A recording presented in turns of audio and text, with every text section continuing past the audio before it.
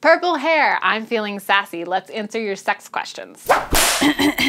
What's a good way to meet people and form relationships, especially fellow LGBT+ people? I'm 17, so no dating apps, and I don't really go anywhere much. Search for Nerdfighteria online and connect there or attend a meetup in your area. Depending on where you live, there might also be a queer LGBT+ community to join. Volunteering for nonprofits is smart, especially if they're pro-diversity organizations, and it's okay to be the person who creates the event or club for people like you to find each other. My top suggestion to clients is to let your friends and family know you're looking so they can play Cupid. What do you do if you find it hard to keep your penis inside your partner during intercourse? Like their body is pushing you out, or they're bigger in girth than your penis is, or your penis goes flaccid? Without really knowing, I can only make broad suggestions. Change positions, do Kegels together, which we do as a group every week on Sexplanations podcast, and focus on other behaviors like dry humping, fingering, and oral sex. Talk to your partner and troubleshoot together. Say something like, I'm having a hard time keeping my penis inside you. What do you think about other positions? Should people with penises pee after sex, or is this a vulva-specific tip? Yes, everyone pee. If the penis ejaculates, that's flushing out the urethra, but urinating can help flush out bacteria and the like.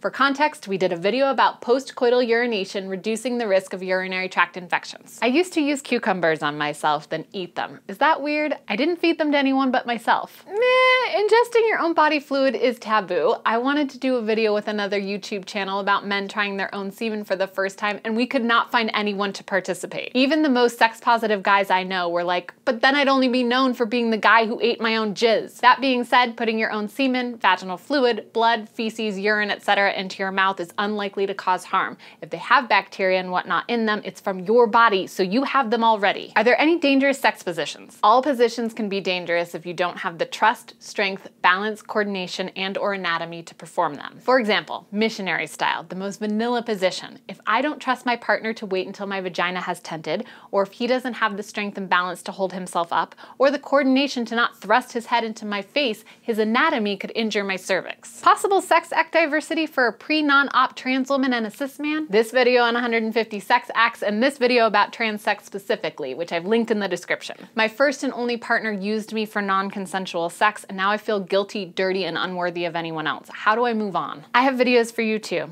This one about recovering your sex life from trauma, and this one on revictimization. 43, female, and never had PIV. Is it too late for me? Social anxiety and losing hope. I assume by PIV you're referring to penis in vagina sex, and it's not too late for you. Sexuality isn't on a schedule. Refer to the first answer in this video, or if you want to get right to it, post a comment below and let eligible people know you're on the prowl for penis. Do you think there's such a thing as a normal sex drive? Normal refers to an average, and when it comes to sex drive, this would be a very difficult thing to measure and calculate. There are really too many data points, especially in human diversity, for us to declare normal, but I'm open to being wrong. What's your opinion on fetishes that contain elements that are outside of reality? Fetishes, or more broadly paraphilias, are fascinating to me. I think because we're all different, it makes sense that our attractions would be different too. What I think is unfortunate is when people experience an exclusive paraphilia, meaning they aren't able to get aroused without the person, object, or act of attraction, and in the case of something that's outside of reality, they're kind of left unsatisfied. For example, if you're attracted to giants, a form of macrophilia, and there aren't giants, then what do you do? Thankfully, we have our imaginations, and there are people developing virtual reality to simulate sex with giants and other paraphilias. Is there any way for me to private message you? Technically, you can send messages to sexplanationspa@gmail.com, but if you have a question regarding your personal life, it deserves more attention than what I can give it right now. My recommendation is to ask effyeahsexeducation on Tumblr, scarleteen, answer.rutgers.edu, sexetc, and goaskalice. They're all designed to receive anonymous questions about sexuality and give well thought out, thorough responses. If you're looking for one-on-one professional help, asec.org has a directory on their site of sex therapists, counselors, and educators certified by their association. Stay curious. If you have questions for future episodes, please leave them in the comments. I'd also appreciate it if you gave this video a thumbs up and shared it with someone you care about, because that's how the work we do makes more of a sex-positive impact on the world.